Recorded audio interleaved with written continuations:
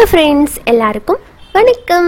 இன்னைக்கு நம்ம நிக்கிஸ் கிச்சனில் சத்தான முருங்கைக்கீரை சாம அரிசி அடை எப்படி செய்கிறதுன்னு பார்க்கலாம்.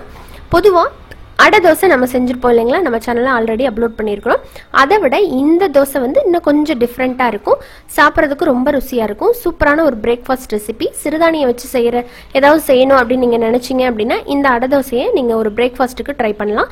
இதோட வச்சு சாப்பிட்றதுக்கு சூப்பர் அண்ட் ஹெல்தியான நல்ல ருசியான பருப்பு தொகையல், அதுவும் எப்படி செய்கிறது அப்படிங்கிறதையும் நான் செஞ்சு காமிச்சிருக்கேன். 2 வீடியோவுமே ஒன்றாவே நான் போட்டிருக்கேன்.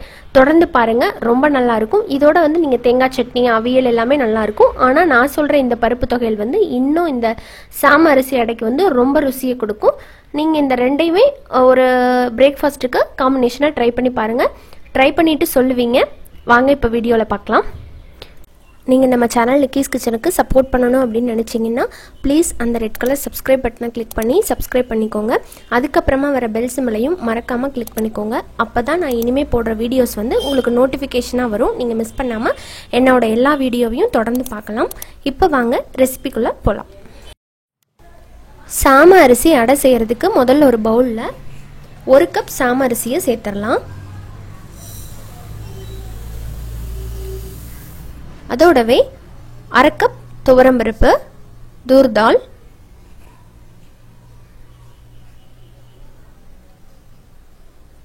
1/2 கப் உளுந்து. நான் வெள்ளை உளுந்து தான் சேர்த்துருக்கேன்.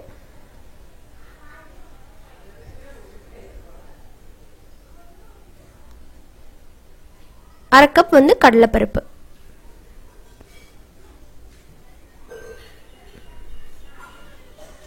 இப்போ இது எல்லாத்தையுமே சேர்த்துட்டு தேவையான அளவுக்கு தண்ணி ஊற்றிடலாம்.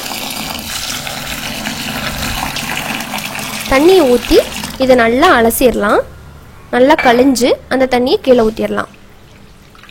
ஒரு டைமுக்கு 2 டைம் நீங்கள் பருப்பு இப்போவே வாஷ் பண்ணிட்டீங்கன்னா பின்னாடி நம்ம அப்படியே சேர்த்துடலாம். பாருங்கள், இப்போ நல்லா கழிஞ்சு எடுத்துகிட்டு வந்துட்டேன் 2 டைம் வாஷ் பண்ணிவிட்டு. இப்போ அதில் தேவையான அளவுக்கு நம்ம தண்ணி ஊற்றிக்கலாம்.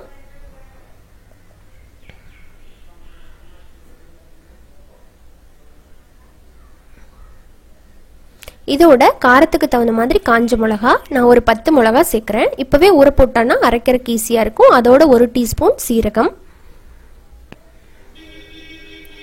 கூடவே ஒரு 1/2 டீஸ்பூன் மட்டும் ஓமம் சேர்த்துக்கலாம். இது வந்து நல்ல டைஜஷனுக்கு ஹெல்ப் பண்ணும், நல்ல ஒரு வாசத்தையும் கொடுக்கும். இப்போ இது எல்லாமே சேர்த்துட்டு நல்லா கலந்து விட்டுருங்க. இது ஒரு 2லேருந்து 3 மணி நேரம் போல் நல்லா ஊறணும். பருப்பெல்லாம் நல்லா ஊறி வரட்டும். பாருங்க, இப்போ ஒரு 2 மணி நேரத்துக்கு மேலேயே ஆயிடுச்சு. பருப்பெல்லாம் நல்லா ஊறிடுச்சு. இந்த அளவுக்கு நல்லா உப்பி வந்திருக்கணும். அப்போதான் உங்களுக்கு நல்லா அரைப்படும்.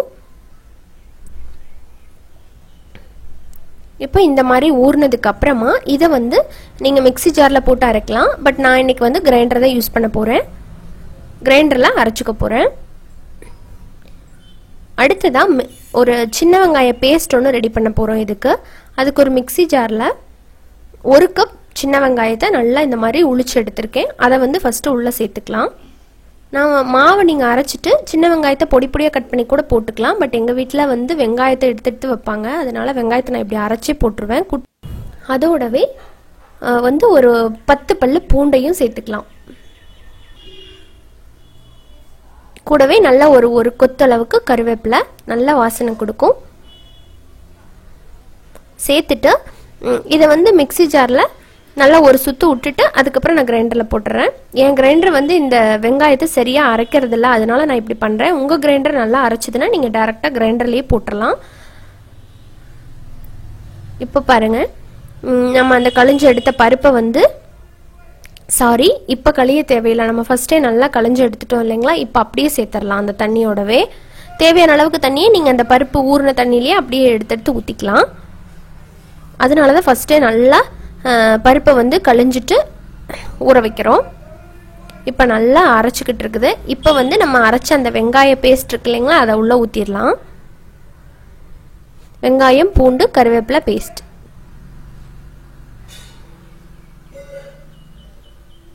அடுத்ததாக ஒரு 1/2 கப் துருவன தேங்காய், அதையும் சேர்த்து நல்லா அரைச்சிக்கலாம்.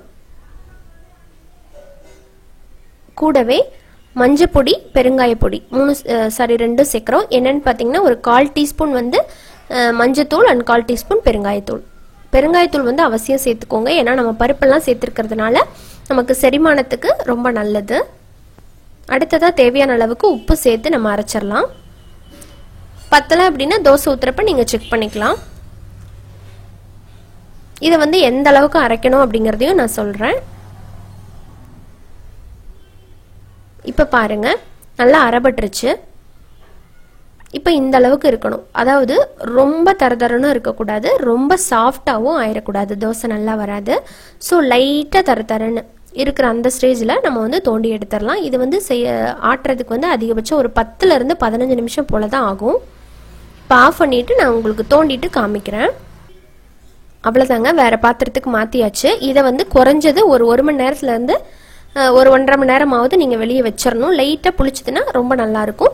மார்னிங் நீங்கள் செய்கிறீங்கன்னா நைட்டு வந்து இதை அரைச்சி ஃப்ரிட்ஜில் வச்சுட்டு காலையில் எடுத்து நீங்கள் தோசை ஊற்றிக்கலாம். இப்போ கரெக்டாக 1 மணி நேரத்துக்கு அப்புறமா நான் முருங்கைக்கீரையை வதக்கிக்க போகிறேன். வதக்கிட்டு அந்த மாவில் கொட்டி நான் தோசை ஊற்ற போகிறேன். எப்போ தோசை ஊற்றுறீங்களோ அந்த டைமில் இதை ஃப்ரெஷ்ஷாக வதக்கி போடுங்க, அப்போ தான் நல்லாயிருக்கும். இப்போ பாருங்கள், ஒரு 2 டீஸ்பூன் எண்ணெய் ஊற்றிட்டு ஒரு 1/2 டீஸ்பூன் கடுகு போட்டு நல்லா கடுகு பொரிஞ்சதும் ஃப்ரெஷ்ஷாக கழுவி வச்சுருக்கிற முருங்கைக்கீரையை உள்ளே சேர்த்துடலாம். முருங்கைக்கீரை ரொம்ப சத்தானது, அது நம்ம எல்லாருக்குமே தெரியும். அதை இந்த மாதிரி அடையில் போடும்போது இன்னும் அதோட டேஸ்ட்டு ரொம்ப நல்லாயிருக்கும்.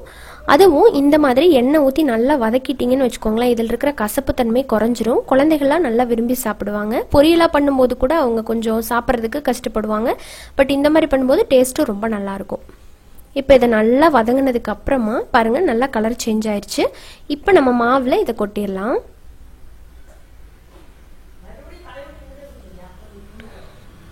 இது வந்து கிட்டத்தட்ட 5 பேருக்கு குறைஞ்சது வந்து ஒரு 4லேருந்து 5 தோசையாவது வரும், அந்த குவான்டிட்டி நான் பண்ணியிருக்கிறேன். உங்களோட ஃபேமிலி மெம்பர்ஸ்க்கு தகுந்த மாதிரி நீங்கள் கூட குறைய சேர்த்து பண்ணிக்கோங்க. இப்போ நல்லா அந்த முருங்கைக்கீரையை சேர்த்து கலந்து விட்டதுக்கு அப்புறமா நம்ம தோசை ஊற்ற ஆரம்பிச்சிடலாம். அதுக்கு முன்னாடி இதுக்கு குயிக்காக அந்த சைடிஷ் சட்னி இருக்கு இல்லைங்களா, பருப்பு தொகையல், அதை ரெடி பண்ணிடலாமா? அதுக்கு ஒரு பேனில் ஒரு 1லேருந்து 2 டீஸ்பூன் எண்ணெய் சேர்த்துக்கலாம். முதல்ல நான் வந்து இன்னைக்கு செக்கில் ஆட்டின கடலெண்ணெய் யூஸ் பண்ணியிருக்கிறேன். இப்போ எண்ணெய் நல்லா சூடானதும் 1 டேபிள் ஸ்பூன் கடலைப்பருப்பு, அதோடவே 1 டேபிள் ஸ்பூன் துவரம்பருப்பு, ரெண்டையும் போட்டு நல்லா வதக்கணும். இந்த பருப்பு ரெண்டுமே வந்து தீஞ்சு போயிடக்கூடாது, டேஸ்ட்டு ரொம்பவே நல்லா இருக்காது, பார்த்துக்கோங்க. லைட்டாக கலர் சேஞ்ச் ஆகணும், லைட் கோல்டன் ப்ரௌன் வர்றது வரைக்கும் இதை லைட்டாக வதக்கணும். அடுத்ததாக இதோட ஒரு 1/4 டீஸ்பூன் மட்டும் மிளகு சேர்த்துக்கலாம். மிளகு வந்து காரத்தை பொறுத்து நீங்கள் கூட குறைய போட்டுக்கலாம். அடுத்ததாக 2 காஞ்ச மிளகா. என்னோட மிளகா வந்து காரமாக இருக்கும், அதனால நான் கொஞ்சம் அளவாகவே போடுறேன். அடுத்ததாக கொஞ்சமாக புளி, ஒரு சின்ன துண்டு புளி. நீங்கள் புளி பேஸ்ட் இருந்துன்னா கூட அரைக்கும் போது அதை கூட யூஸ் பண்ணிக்கலாம். இப்போ இதை சேர்த்து நல்லா வதக்கினதுக்கு அப்புறமா இதில் வந்து ஃப்ரெஷ்ஷான கருவேப்பிலை சேர்க்க போகிறோம். கருவேப்பிலையும் ஒரு பிஞ்ச் வந்து பெருங்காயத்தூளும் சேர்க்குறேன். நீங்கள் இதில் விருப்பப்பட்டீங்கன்னா சீரகம் மல்லி சேர்த்துக்கலாம். பட் நான் வந்து இது வந்து அத்தன்டிக்கான டேஸ்ட். அடுத்ததாக வந்து இதில் ஒரு 1/4 கப் மட்டும் துருவன தேங்காய் சேர்த்து நல்லா வதக்கணும். நான் முதவே சொன்ன மாதிரி சீரகம் மல்லி சேர்த்து ஒரு டைம் செஞ்சு பாருங்கள், சேர்க்காமே ஒரு டைம் செஞ்சு பாருங்கள், அப்போ தான் டிஃப்ரென்ஸ் தெரியும். இப்போ தேவையான அளவுக்கு உப்பு சேர்த்து இதை நல்லா வதக்கி விட்டுருங்க. இதை ஆறுனதுக்கு அப்புறமா நல்லா நைஸ் பேஸ்ட்டாக அரைச்சி எடுத்துட்டு ஒரு தாளிப்பு கொடுத்துருங்க, ரொம்ப நல்லாயிருக்கும். அடுத்ததாக நம்ம தோசை ஊற்றிக்கலாம். கல் நல்லா சூடாயிடுச்சு. இப்போ மாவு வந்து நல்லா கலந்து எடுத்து தோசை ஊற்றுங்க. மாவோட பேட்டர் கன்சிஸ்டன்சி பார்த்தீங்கன்னா நம்ம தோசை மாவு மாதிரி இருக்கக்கூடாது, இன்னும் கொஞ்சம் கெட்டியாக இருந்தால் தான் இந்த தோசை கரெக்டாக வரும். நீங்கள் மெல்லிஸாக கூட ஊற்றலாம், பட் நம்ம சாதாரணமாக யூஸ் பண்ணுவோம் இல்லைங்களா, அந்த தோசை மாதிரி அதை விட இன்னும் கொஞ்சம் கெட்டியாக வச்சு ஒரு தோசை ஊற்றி பாருங்கள். உங்களுக்கு கரெக்டாக வரல அப்படின்னா மறுபடியும் கொஞ்சம் தண்ணி சேர்த்து ஊற்றுங்க, அப்போ சரியாக வந்துடும். அடுத்ததாக இதில் நான் பொடி பொடியாக ஸ்லைஸ் பண்ணி வச்சுருக்கிற வெங்காயத்தை இதில் சேர்த்துக்க போகிறேன். இந்த வெங்காயம் வந்து ஆப்ஷனல் தான், ஏன்னா நம்ம சின்ன வெங்காயம் சேர்த்தா ஆல்ரெடி அரைச்சிருக்கிறோம். மேலே நீங்கள் வெங்காயம் போட்டு சுட்டிங்கன்னா இன்னும் நல்லா ருசியாக இருக்கும். அதங்காட்டி தான் நான் இப்படி ஆட் பண்ணி பண்ணுறேன். நீங்கள் போடாமையும் செய்யலாம், போட்டும் செய்யலாம், அது உங்களோட விருப்பம்தான். இப்போ இந்த மாதிரி சேர்த்து நல்லா அழுத்தி விட்டதுக்கப்புறமா இதில் சுற்றிலும் நல்லா எண்ணெய் போட்டுக்கோங்க.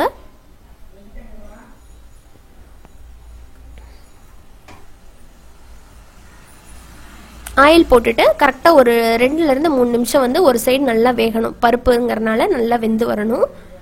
ஸோ மீடியம் ஃப்ளேமில் வச்சு நல்லா வேக வச்சுருங்க. ஸோ இப்போ நல்லா ஒரு சைடு வந்து வெந்துருச்சு. இப்போ திருப்பி போட்டுடலாம். திருப்பி போட்டு அடுத்த பக்கத்தையும் இதே மாதிரி நல்லா வேக வச்சு எடுத்துக்க போகிறோம்.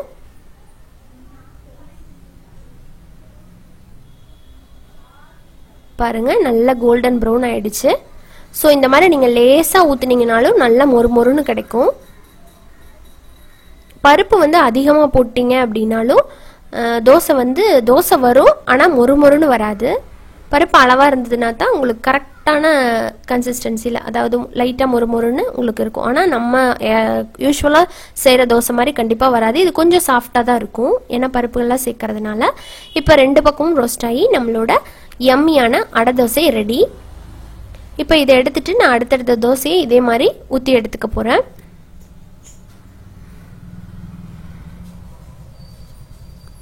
ஸோ நீங்களும் இந்த அடை தோசையை நான் சொன்ன இதே அளவுகளோட ஒரு டைம் பிரேக்ஃபாஸ்ட்டுக்கோ இல்லாட்டி டின்னருக்கோ ட்ரை பண்ணி பாருங்கள். ரொம்ப நல்லாயிருக்கும். அதுவும் அந்த பருப்பு தொகையிலோட சேர்த்து செஞ்சு பாருங்கள்.